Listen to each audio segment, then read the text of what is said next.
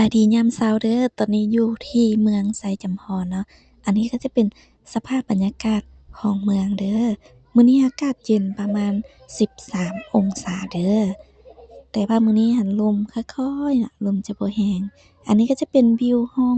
ว่าการปกครองเมืองไซจำพรเด้อจุดนี้จะเป็นจุดกันเจือนเนาะเดี๋ยวจะพามาชมห้องว่าการนี้ดังบักใหญ่โตมโหฬารเลยเนาะ อยู่จุดนี้ก็จะเป็นจุดหนึ่งที่ว่าสูงสามารถชมวิวของเมืองไซจำพรได้เฮาแนมลงไปทางลุ่มก็จะเห็นตัวเมืองน้อยๆเนาะของเมืองไซจำพรเด้อซึ่งเป็นเมืองที่ว่าหากะตั้งใหม่บอกเลยว่าวิวงามแรงเต็มด้วยน้ำหมอกเลยเนาะตอนนี้แนมเห็นฝูงนกอยู่ฝูงหนึ่งนะมันก็จะบินแบบคล้ายๆบินเข้าไปในเมฆหมอกแล้วก็ออกมานะมันจะเป็นบรรยากาศแบบนั้นเลย จักแม่นนกอิหยังบ่รู้เลยเนาะฝูงหนึ่งถือว่านกมันพาชมบรรยากาศของเมืองเนาะที่ว่ามีน้ำหมอกเต็มแบบนี้เลยนี่ซูมให้เบิ่งใกล้ๆหวังว่าสิบ่เวียนหัวเนาะสำหรับภาพนี้อันนี้เป็นไซซ์วิดีโอคูณ10เด้อช่วงนี้อยู่สยามพรก็คือเป็นช่วงอากาศหนาวเนาะยามหนาวก็จะมีหมอกเต็มท้องฟ้าแบบนี้เลยงามขนาดเลยนกนี่ เดี๋ยวจะพามาเบิ่งอีกจุดหนึ่งเนาะแนมทางนี้ก็เห็นน้ำหมอกเต็มเลย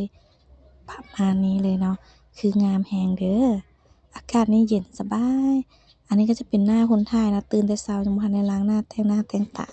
แต่ก็อยากเอาภาพบรรยากาศงามๆมาพากมาตอนก็เลยย่างขึ้นมาถึง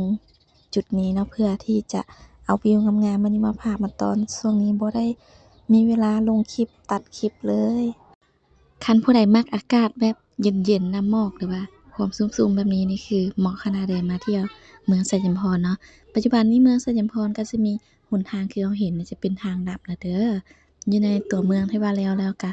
ประมาณ2กิโลเมตรเนาะแล้วก็จุดนี้คือทางขึ้นห้องว่าการนี่จะเหมาะแรงสำหรับการย่างชมวิวของเมืองบรรยากาศนี่คือดีแรงๆเลยเด้อแนมเห็นภูที่ว่าอยู่เทิงพู้นบ่ ภูอยู่เทิงพู้นหั้นคันน้ำหมอกเปิดออกแล้วจะงามคือภูเขาฟูจิเลยเนาะ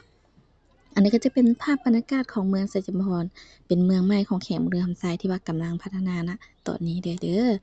วันนี้ไปก่อนเด้อบ๊ายบายเอาไว้เจอกันเด้อคลิปหน้าสิเอาอิหยังมาพากมาตอนอีก